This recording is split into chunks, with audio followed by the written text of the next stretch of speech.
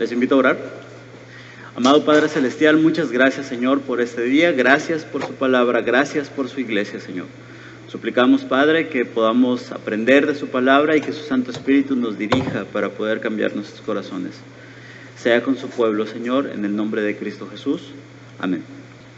La semana pasada Alejandro nos habló sobre la vanidad de este mundo y decía Alejandro, bueno, lo que ahora los jóvenes piensan y adultos, aunque no con el mismo nombre, lo que piensan es YOLO, solo vives una vez y haz lo que se te pegue la gana y no te detengas de nada, déjate llevar en todo lo que deseas, en todo lo que ves, en todo lo que el mundo te ofrece. Y básicamente la Biblia, específicamente del Antiguo Testamento, habla de esto como la vanidad del mundo. Es todo aquello superfluo, es todo aquello que se mantiene en la parte de arriba y no profundiza la realidad del corazón. Todo lo que es pasajero y todo lo que al final de cuentas se ha de echar a perder. Bukowski, un escritor, no era gringo, pero creció en Estados Unidos, él hizo una frase más o menos así: encuentra lo que amas y deja que te mate. Y Bukowski tenía la perspectiva de que el hastío de la vida, ya, no hay más, y todo va a salir mal, y todo va a estar echado a perder, y todo se va a podrir. No importa qué hagas, no importa cuánto te esfuerces, no importa nada, al final de cuentas la vida es una miseria. Y entonces vivía en la decadencia. Era un hombre alcohólico, era un hombre que su poesía era bastante cruda y bastante prosaica. Y esta es la perspectiva de muchas personas respecto a la vida. Hombre, solo vives una vez, haz lo que quieras y después muérete. No sirve de nada. Esta perspectiva de vida y este hastío sobre las circunstancias y sobre los problemas y sobre las situaciones que pasan en la vida no vienen de la nada. Esto viene como una consecuencia del desprecio a la ley de Dios. Y la semana pasada Alejandro nos estaba diciendo eso. La ley de Dios no fue dada para condenarnos. La ley de Dios no fue dada solamente como no hagas, no hagas, no hagas, no hagas.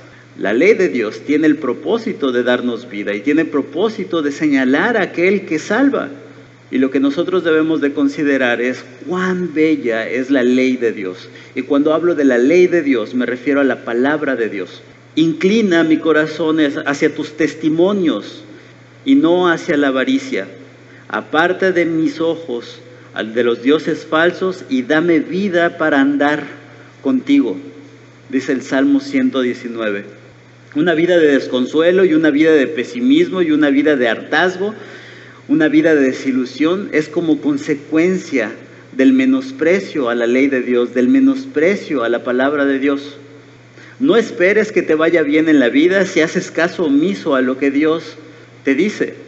Si tú eres de esas personas que compra un mueble y lo primero que hace es abrir la caja y lo segundo que hace es tirar el manual e intentar hacerlo, no te sorprendas que te sobren tornillos, ni te sorprendas que te quede chueco, ni te sorprendas que se descomponga pronto. Y probablemente eres una persona que es capaz de hacer eso sin la necesidad del instructivo. Qué bien, pero la vida es mucho más complicada que eso. Y cada vez que nosotros tomamos la ley de Dios o tomamos la palabra de Dios y la tiramos a un lado y empezamos a decidir y empezamos a proponer y empezamos a ejercer nuestros planes según nuestros propósitos, según nuestros deseos, no esperes que te vaya bien.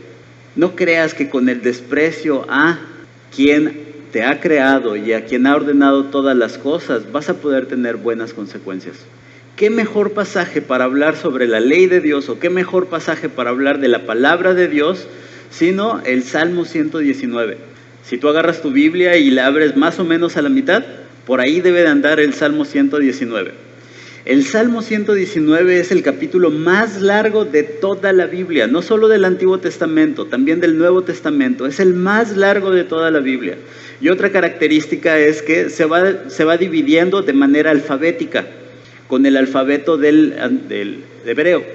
Así es que se divide en diferentes secciones encabezadas por el alfabeto y se divide en 8 versículos cada parte. Así es que si tú no puedes leer el Salmo 119 de una sola sentada, lo que puedes hacer es dividir un devocional diario de 8 versículos y mantenerte sobre esto. El Salmo 119, el capítulo más largo de toda la Biblia, tiene un solo tema y un solo propósito: exaltar la ley de Dios y hacernos ver la practicidad a nuestras vidas. Así es que exalta la ley de Dios y nos muestra cuán necesaria es para nuestras vidas. Y cada sección habla sobre la palabra de Dios y cada sección nos enseña algunos atributos de la palabra de Dios. Y utiliza términos como ley, estatutos, mandamientos, mandatos, y se refiere de diferentes maneras al mismo hecho, a la palabra de Dios.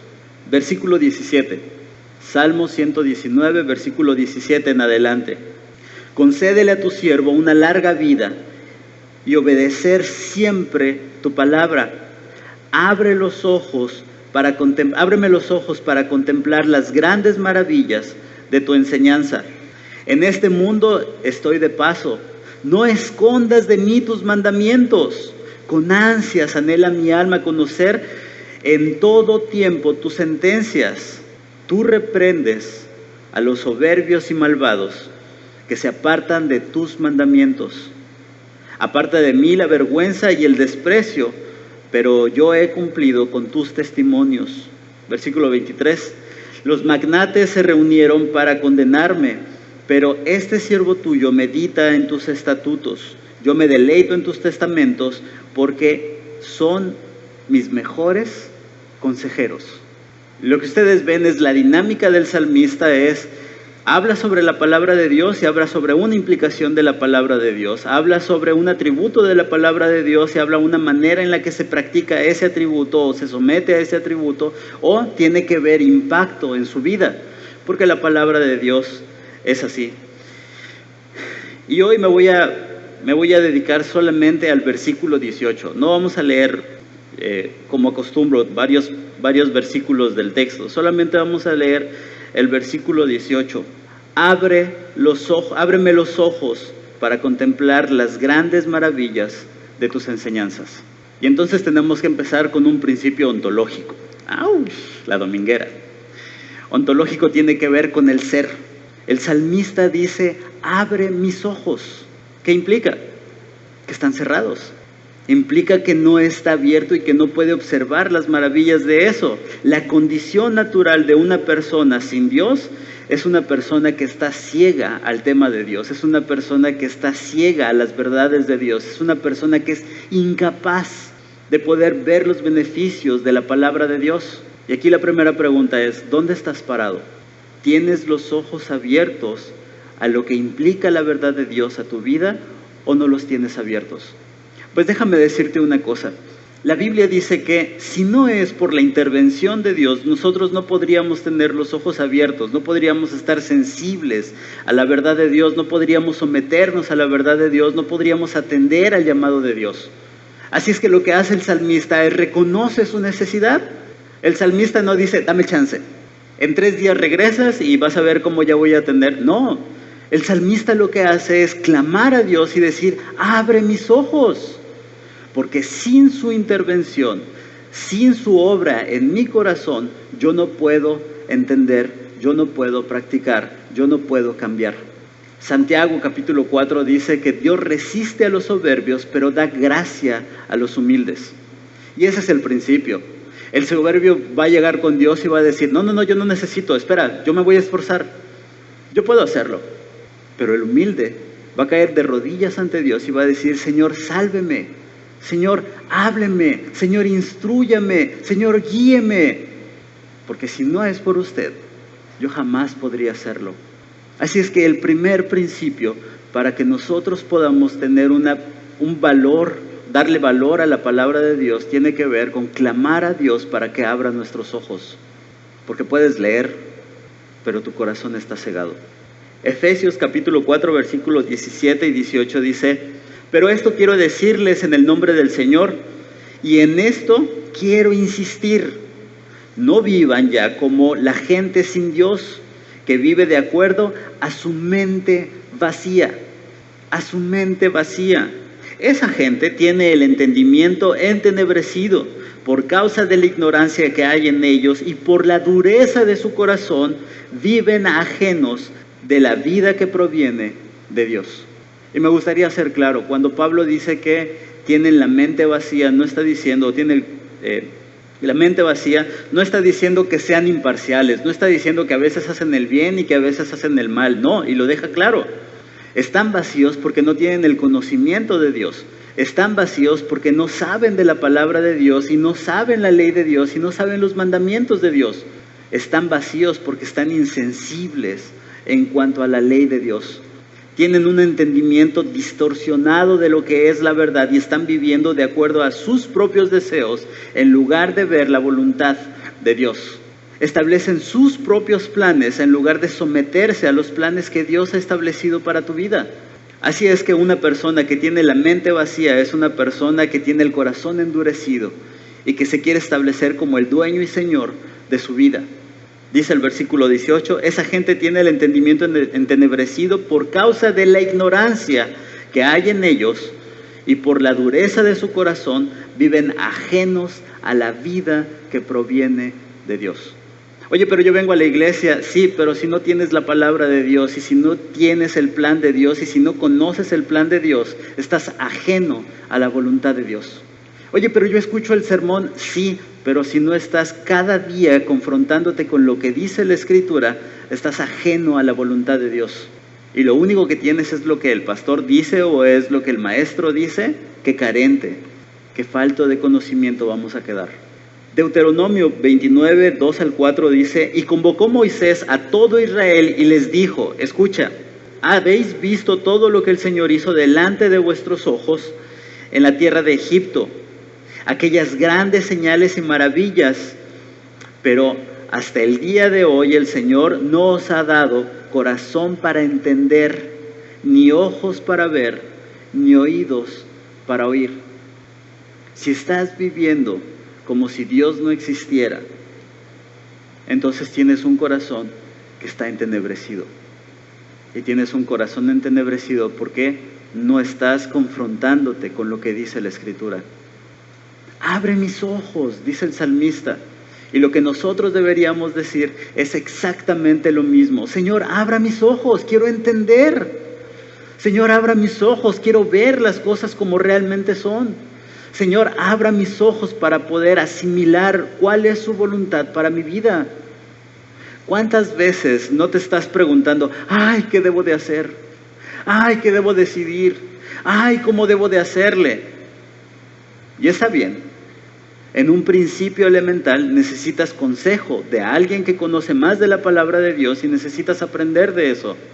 Pero necesitas acudir a la fuente misma para saber qué decidir, para saber cómo vivir la voluntad del Padre. Abre mis ojos para poder ver. Hermanos, también dedicarte a leer la Biblia sin la humildad del reconocimiento de que Dios abre nuestros ojos para entender la Escritura, endurece nuestros corazones. A ver, ahora sí, ya la voy a leer, porque me estuvieron diciendo que la tengo que leer, ya la voy a empezar a leer. No. El elemento primordial para leer la Escritura es el someterte a Dios, es el reconocer tu necesidad de Dios. Es un acto de adoración en donde literalmente, al abrir la Escritura y leer la palabra de Dios, Dios mismo te está hablando. ¿Cuántas veces no hemos leído la Escritura y decimos, sí, eso ya lo leí, vamos a ver, también ya lo leí, ya me lo sé eso, sí, me lo sé. Y no estás considerando que lo que estás leyendo es palabra de Dios. Y aquí el factor palabra de Dios creo que hace un poco la diferencia. Es un acto de adoración y es un encuentro con Dios diario. Abre mis ojos para poder ver. El salmista reconoce su incapacidad de poder ver la voluntad de Dios, así es que necesita acercarse a Dios y primero necesita clamar para que su corazón pueda oír, para que su corazón pueda entender, para que su corazón pueda escuchar la palabra de Dios, para que pueda escuchar el mensaje de Dios y para que pueda atender al mensaje de Dios.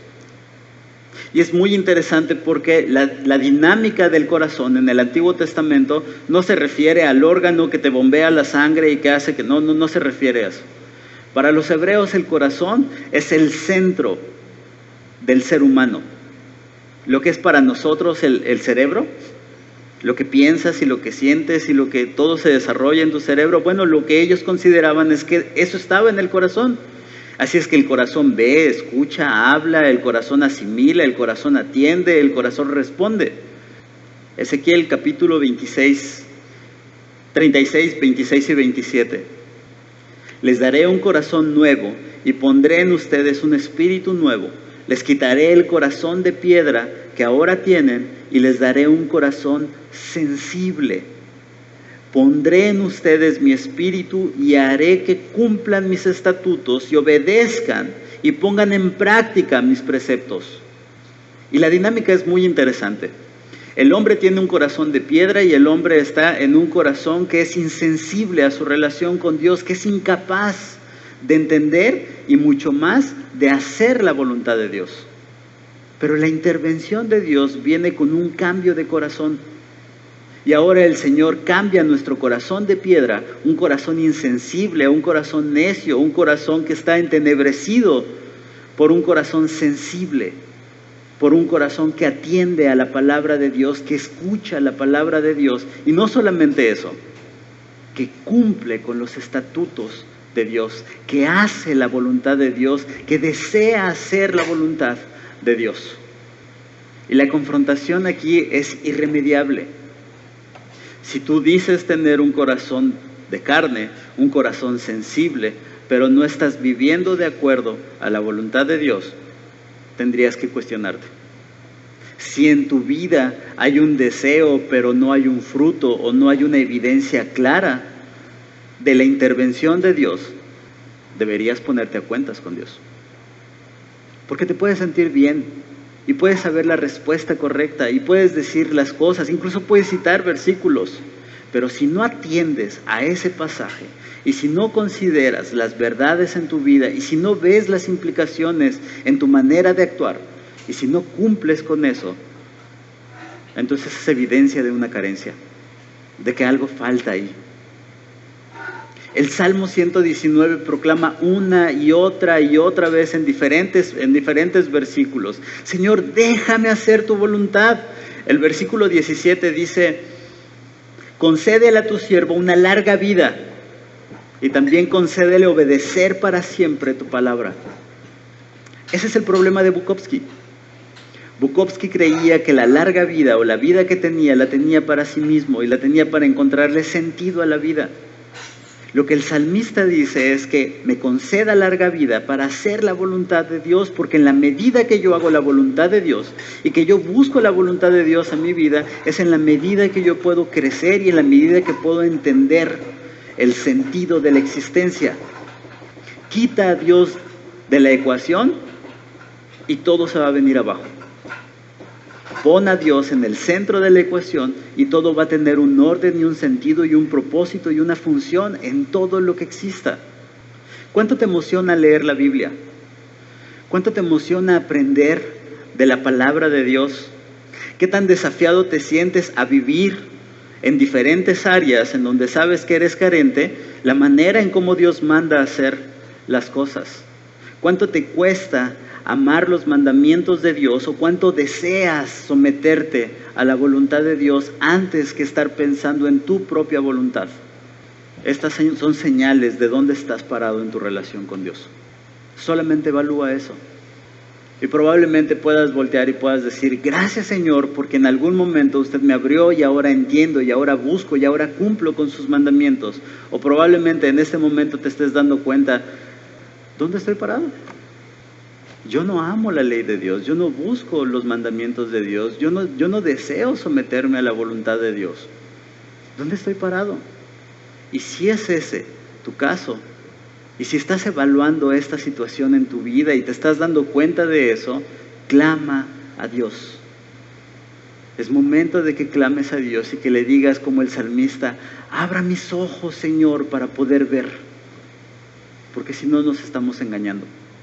Que hayas escuchado que a menos de que Dios intervenga en tu vida no puedes cumplir la voluntad de Dios, no es una justificación para que digas: bueno, Dios no quiere, entonces no es mi culpa.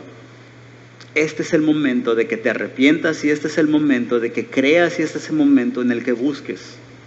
Abra mis ojos, Señor, para poder ver. El propósito de enseñar o de conocer los mandamientos de Dios es anhelar, es tener hambre, es buscar, es ser desafiado en tu vida. No porque vayas a cumplirlo perfectamente, porque no lo vamos a poder cumplir perfectamente. Pero ese deseo de cambio de vida, ese deseo de cambio de dirección tiene que ser evidente en la manera en cómo tomas decisiones, en la manera en cómo planeas, en la manera en cómo vives tu vida, en la manera en cómo llevas tus relaciones con la demás gente. Cuando Jesús encuentra a Nicodemo, o Nicodemo viene de noche y habla con Jesús, Jesús le dice que necesita nacer de nuevo y que si no nace de nuevo no va a poder entrar al reino de los cielos. En el Antiguo Testamento el salmista dice: abre mis ojos, Señor. Y lo que tú y yo deberíamos de estar clamando a Dios esta mañana es decir lo mismo: abre mis ojos, Señor, para poder ver. Pero la siguiente parte dice: abre mis ojos para ver las maravillas de tus enseñanzas. Como les decía al inicio, el Salmo 119 habla de las enseñanzas, los mandatos, los estatutos, los preceptos, la ley, la voluntad del Señor, y todo esto es un sinónimo de la Escritura. Es un sinónimo de la palabra de Dios. Y lo que el salmista desea es que pueda abrir los ojos, que Dios le abra los ojos para poder ver las maravillas de la palabra de Dios. No es que vayas a abrir la Biblia y vaya a salir fuego, o vayan a salir dragones, o vayan... No. Nada más te va a traer de muerte a vida. Nada más va a cambiar los hábitos que tú jamás has podido cambiar. Nada más te va a dar victoria sobre el pecado. Nada más te va a dar entendimiento para que veas la realidad de este mundo y puedas interpretar las cosas como verdaderamente son, como Dios dice, no como tú crees o como el mundo te enseña. Nada más. El salmista reconoce que cada vez que se acerca a la Escritura va a encontrar maravillas en la palabra. Y en Timoteo, segunda de Timoteo 3:16, dice el mismo sentido. Toda Escritura es inspirada por Dios y útil para enseñar, para redarguir, para corregir, para instruir en justicia, a fin de que el hombre de Dios sea perfecto, enteramente preparado para toda buena obra. Acercarnos de manera cotidiana a la Escritura y considerar los planes de Dios te enseñan, te redarguyen, te transforman. El Salmo 119 en otro versículo dice que Él le da sabiduría, hace sabio al necio. Y dice también que es lumbrera a su camino. Así es que la manera en cómo va a tomar decisiones tienen que ver con un cambio de personalidad. Ahora va a andar en sabiduría, ahora va a andar como Dios manda. Y le va a poder anunciar en dónde no se tiene que meter y cómo tiene que hacer las cosas de acuerdo a la voluntad de Dios. Yo tengo un pleito con mi hija. Mi hija le gusta Flash, el superhéroe. Y yo siempre le doy carrilla de Flash. Y digo que no. Flash, le digo, es el peor de los superhéroes. Claro que no, es el peor de los superhéroes. Claro que no. Ay, mira, Flash se mete en problemas, viaja en el tiempo, se mete en problemas y luego tiene que volver a viajar en el tiempo para salirse de sus propios problemas. Oye, me suena como a ti y a mí.